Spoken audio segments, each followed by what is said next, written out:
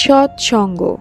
পাবনা শহরের সন্নিকটে হিমায়তপুর গ্রামে ঠাকুর অনুকূলচন্দ্রের সৎসঙ্গ আশ্রম মন্দিরটি অবস্থিত।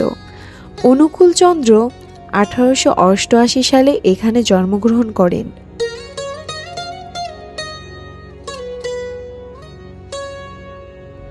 তার পিতা ছিলেন শিবচন্দ্র চক্রবর্তী এবং মাতা ছিলেন মনমোহিনী দেবী। পাবনা শহর বাস টার্মিনাল হতে প্রায় 7 কিলোমিটার দূরে আশ্রম মন্দিরটি অবস্থিত।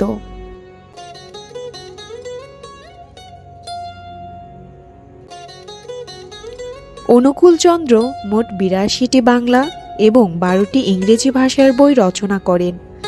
এগুলোতে ধর্মশিক্ষা, সমাজ ইত্যাদি বিষয়ে আদর্শ ও উপদেশ বর্ণিত রয়েছে।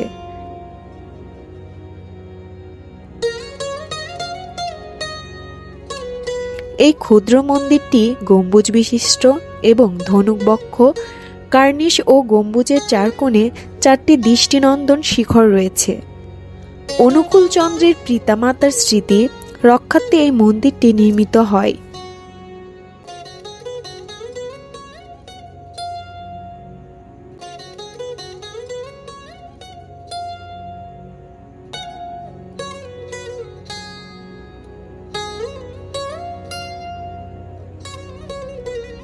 তিনি সর্বদা মানুষের কল্যাণে কাজ করে গেছেন।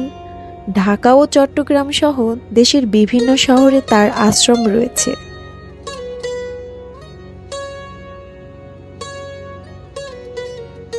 এখানে অনুকূলচন্দ্রের জন্ম ও মৃত্যুবার্ষিকীকে কেন্দ্র করে বড় অনুষ্ঠানের আয়োজন করা হয়।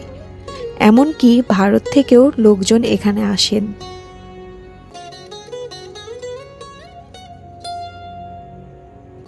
এই মহান সাধক 1969 সালে বিহারে মৃত্যুবরণ করেন।